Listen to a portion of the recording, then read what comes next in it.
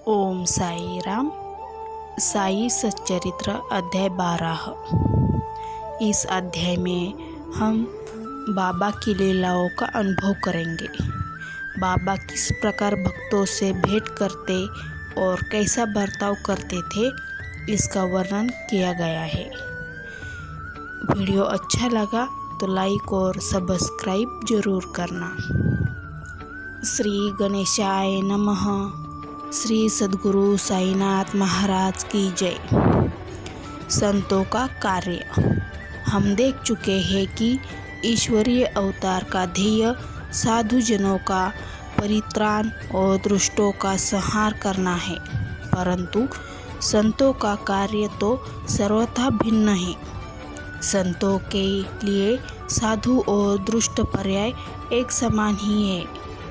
भवसागर के कष्टों को सोखने के लिए अगस्त्य के सदृश है और अज्ञान तथा अंधकार का नाश करने के लिए सूर्य के समान है। संतों के हृदय में भगवान वासुदेव निवास करते हैं, वे उनसे पृथक नहीं है। श्री साई भी उसी कोटि में एक है, जो कि भक्तों के कल्याण में निमित्त ही अवतीर्ण हुए थे। वे ज्ञान ज्योति स्वरूप थे और उनकी दिव्य प्रभा अपूर्व थी। उन्हें समस्त प्राणियों से समान प्रेम था। वे निष्काम तथा नित्य मुक्त थे। उनकी दृष्टि में शत्रु, मित्र, राजा और भिक्षुक एक समान थे। भक्तों के लिए सदैव उन्होंने अपना दिव्य गुण समूह पूर्णतः त्याग दिया और सदैव उनकी सहायता के लिए तत्पर रहे। उनकी इच्छा के बिना कोई भी भक्त उनके पास पहुंच ही न सकता था। यदि उनके शुभ कर्म उदित नहीं हुए हैं तो उन्हें बाबा की स्मृति भी कभी नहीं हुई और न ही उनकी लीलाएं उनके कानों तक पहुंच सकी।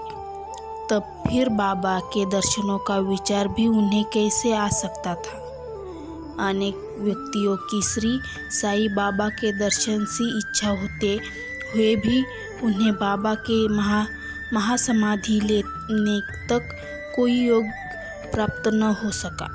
अंततः ऐसे व्यक्ति जो दर्शनालाभ से वंचित रहे हैं, यदि वे श्रद्धापूर्वक साई लीलाओं का श्रवण करेंगे तो उनकी साई दर्शन की इच्छा बहुत कुछ अंशों तक पूर्ण हो जाएगी। भाग्यवश यदि किसी के किसी प्रकार बाबा के दर्शन हो भी गए, अधिक ठहर न सका।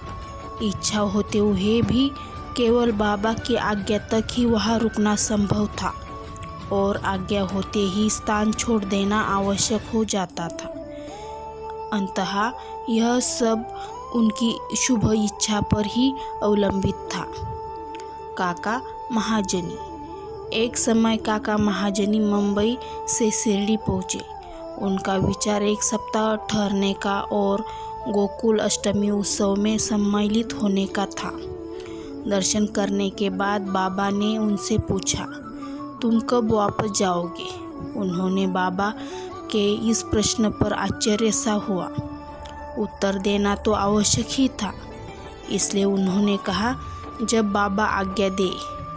बाबा ने अगले दिन जाने को कहा। बाबा के शब्द कानून थे, जिनका पालन करना नितांत आवश्यक था। काका महाजनी ने तुरंत ही प्रस्थान किया। जब वे मुंबई में आए, अपने ऑफिस में पहुँचे तो उन्होंने अपने सेठ को अति उत्सुकतापूर्वक प्रतीक्षा करते पाया। मुनीम ने अचानक ही अस्वस्थ हो जाने के कारण काका की उपस्थिति अनिवार्य हो गई थी। सेठ ने शिरडी का जो पत्र काका के लिए भेजा था, वह मुंबई के पते पर उनको वापस लौट दिया गया। भाऊ साहेब धुमाल। अब एक बार भाऊ साहेब धुमाल एक मुकदमे के संबंध में निफाड़ के न्यायालय को जा रहे थे। मार्ग में वे शिरडी उतरे उन्होंने बाबा के दर्शन किए और तत्काल ही निफाड़ को प्रस्थान करने लगे, परंतु बाबा की स्वीकृति प्राप्त न हुई। उन्होंने उन्हें शिरडी में ही 1 सप्ताह और रोक लिया। इसी बीच में निफाड़ के न्यायाधीश उदर पीड़ा से ग्रस्त हो गए थे। इस कारण उनका मुकदमा किसी अगले दिन के लिए बढ़ाया गया। 1 सप्ताह बाद भाऊ साहेब को लौटने की अनुमति मिली। इस मामले की सुनवाई कई महीनों तक और 4 न्यायाधीशों के पास हुई। फलस्वरूप धुमाल ने मुकदमे में सफलता प्राप्त की और उनका वकील भी अच्छा हो गया। श्रीमती निमोनकर, श्री नाना साहेब निमोनकर, जो निमोन के निवासी और अवैतनिक न्यायाधीश थे, शिरडी में अपनी पत्नी के साथ ठहरे हुए थे। निमोनकर तथा उनकी पत्नी बहुत सा समय बाबा की सेवा और उनकी संगति में व्यतीत किया करते थे। एक बार ऐसा प्रसंग आया कि उनका पुत्र और अन्य संबंधियों से मिलने तथा कुछ दिन वही व्यतीत करने का निश्चय किया, परंतु श्री नाना साहेब ने दूसरे दिन ही उन्हें लौट आने को कहा। वे असमंजस में पड़ गए, अब क्या करना चाहिए, परंतु बाबा ने सहायता की। शिरडी से प्रस्थान करने के पूर्व वे बाबा के पास गए। बाबा साठेवाड़ा के समीप नाना साहेब और अन्य लोगों के साथ खड़े हुए थे। उन्होंने जाकर चरण वंदना की और प्रस्थान करने की अनुमति मांगी। बाबा ने उनसे कहा, शीघ्र जाओ, घबराओ नहीं, शांत चित्त से बेलापुर में 4 दिन सुखपूर्वक रहकर सब संबंधियों से मिलो और तब शिरडी आ जाना। बाबा के शब्द कितने सामयिक थे। श्री निमोनकर की आज्ञा बाबा द्वारा रद्द हो गई। नासिक के मूले शास्त्री ज्योतिषी, नासिक के एक मर्मनिष्ठ अग्निहोत्री ब्राह्मण थे जिनका नाम मूले शास्त्री था। उन्होंने 6 शास्त्रों का अध्ययन किया था और ज्योतिष तथा सामुद्रिक शास्त्र में भी पारंगत थे। वे एक बार नागपुर के प्रसिद्ध करोड़पति श्री बापू साहेब बूटी से भेंट करने के बाद अन्य सज्जनों के साथ बाबा के दर्शन करने मस्जिद में गए। बाबा ने फल बेचने वाले से अनेक प्रकार के फल और अन्य पदार्थ खरीदे और मस्जिद में उपस्थित लोगों में उनको विपरीत कर दिया।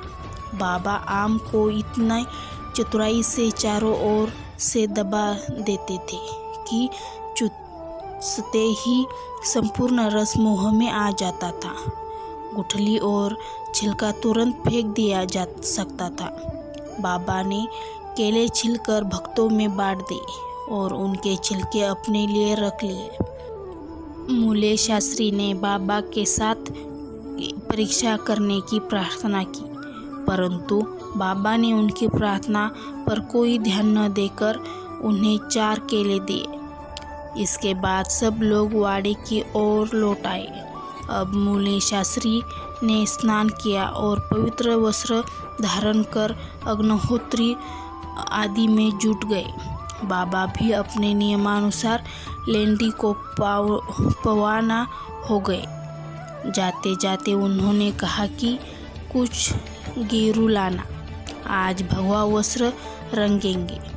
बाबा के शब्दों का अभिप्राय किसी की समझ में न आया।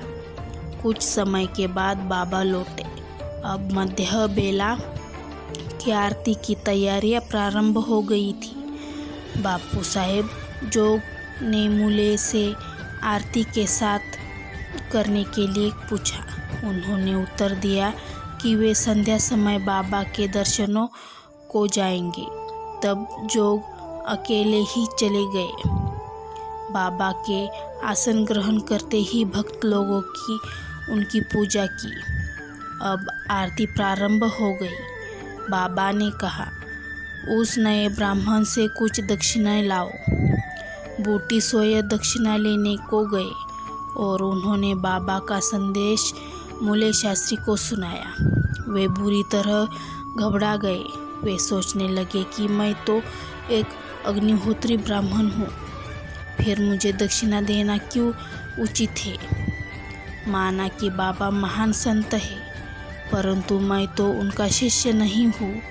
फिर भी उन्होंने सोचा कि जब बाबा जैसे महान संत दक्षिणा मांग रहे हैं तो बूटी सरीखे एक करोड़पति लेने को आए हैं, तो वे अवहेलना कैसे कर सकते हैं। इसलिए वे अपने कृत्य को अधूरा ही छोड़कर तुरंत बूटी के साथ मस्जिद को गए। वे अपने को शुद्ध और पवित्र तथा मस्जिद को अपवित्र जानकर कुछ अंतर से खड़े हो गए और दूर से ही हाथ जोड़कर उन्होंने बाबा के ऊपर पुष्प फेंके। एकाएक उन्होंने देखा कि बाबा के आसन पर उनके कैलाशवासी गुरु घोलप स्वामी विराजमान हैं। अपने गुरु को वहाँ देखकर उन्हें महान आश्चर्य हुआ। कहीं यह स्वप्न तो नहीं है? नहीं, यह स्वप्न नहीं है। मैं पूर्ण जागरूक हूँ, परंतु जागरूक होते हुए भी मेरे गुरु महाराज यहाँ कैसे आ पहुँचे। कुछ समय तक उनके मुँह से एक भी शब्द न निकला। उन्होंने अपने को चुकौती ली और पुनः विचार किया, परंतु वे निर्णय न कर सके कि कैलाशवासी गुरु घोलप स्वामी मस्जिद में कैसे आ पहुँचे। फिर जब संदेह दूर करने के आगे बढ़े और गुरु के चरणों पर गिर छा जोड़कर स्तुति करने लगे। दूसरे भक्त वो बाबा की आरती गा रहे थे, परंतु मूले शास्त्री अपने गुरु के नाम की ही गर्जना कर रहे थे। फिर सब जाति पाति का अहंकार तथा पवित्रता और अपवित्रता कल्पना त्याग कर वे गुरु के श्री चरणों पर पुनः गिर पड़े। उन्होंने आंखें मूंद ली, परंतु खड़े होकर जब उन्होंने आंखें खोली तो बाबा को दक्षिणा मांगते हुए देखा। बाबा का आनंद स्वरूप और उनकी अनिर्वचनीय शक्ति देख मूले शास्त्री विस्मृति हो गए। उनके हर्ष का पारावार न रहा। उनकी आंखें अश्रुपूरित होते हुए भी प्रसन्नता से नाच रही थी। उन्होंने बाबा को पुनः नमस्कार किया और दक्षिणा दी। मूले शास्त्री कहने लगे कि मेरे सब असमझ दूर हो गए। आज मुझे अपने गुरु के दर्शन हुए। बाबा की यह अद्भुत लीला देखकर सब भक्त और मूले शास्त्री द्रवित हो गए। गिरु लाओ, आज भगवा वस्त्र रंगेंगे। बाबा के इन शब्दों का अर्थ अब सबकी समझ में आ गया। ऐसी अद्भुत लीला श्री साईं बाबा की थी। डॉक्टर। एक समय एक मामलतदार अपने एक डॉक्टर मित्र के साथ शिरडी पधारे। डॉक्टर का कहना था कि मेरे इष्ट श्री राम है, मैं किसी यवन को मस्तक न नमाऊंगा। अंततः वे शिरडी जाने में असहमत थे। मामलतदार ने समझाया कि तुम्हें नमन करने को कोई नहीं कहेगा और न ही तुम्हें कोई ऐसा करने को कहेगा। अंततः मेरे साथ चलो, आनंद रहेगा। वे शिरडी पहुँचे और बाबा के दर्शन को गए, परंतु डॉक्टर को ही सबसे आगे जाते देख और बाबा की प्रथम ही चरण वंदना करते देख सबको बड़ा विस्मय हुआ। लोगों ने डॉक्टर से अपना निश्चय बदलने और इस भांति एक यवन को दंडवत करने का कारण पूछा। डॉक्टर ने बताया कि बाबा के स्थान पर उन्हें अपने प्रिय इष्ट देव श्री राम के दर्शन हुए और इसलिए उन्होंने नमस्कार किया। जब वे ऐसा कह ही रहे थे तभी उन्हें साईं बाबा का रूप पुनः दिखने लगा। वे आश्चर्यचकित होकर बोले, क्या यह स्वप्न है? वे यवन कैसे हो सकते हैं? अरे यह तो पूर्ण योग अवतार है। दूसरे दिन से उन्होंने उपवास करना प्रारंभ कर दिया। उन्होंने प्रतिज्ञा की कि जब तक बाबा स्वयं बुलाकर आशीर्वाद नहीं देंगे तब तक मस्जिद में कदापि न जाऊंगा। इस प्रकार 3 दिन व्यतीत हो गए। चौथे दिन उनका एक इष्ट मित्र खानदेश से शिरडी आया। वे दोनों मस्जिद में बाबा के दर्शन करने गए। नमस्कार होने के बाद बाबा ने डॉक्टर से पूछा, आपको बुलाने का कष्ट किसने किया? आप यहाँ कैसे पधारे? यह जटिल और सूचक प्रश्न सुनकर डॉक्टर द्रवित हो गए और उसी रात्रि को बाबा ने उन पर कृपा की। डॉक्टर को निद्रा में ही परमानंद का अनुभव हुआ। वे अपने शहर लौट आए तो भी उन्हें 15 दिन तक वैसा ही अनुभव होता रहा। इस प्रकार उनकी साई भक्ति कई गुनी बढ़ गई। उपयुक्त कथाओं की शिक्षा विशेषतः मूल्य शास्त्री की यह है कि हमें अपने गुरु में दृढ़ विश्वास होना चाहिए। अगले अध्याय में हम बाबा की अन्य लीलाओं का वर्णन होगा। श्री सद्गुरु साई नाथार्पणमस्तु। शुभम भवतु। ओम साई राम। वीडियो अच्छा लगा तो लाइक और सब्सक्राइब ज़रूर करना।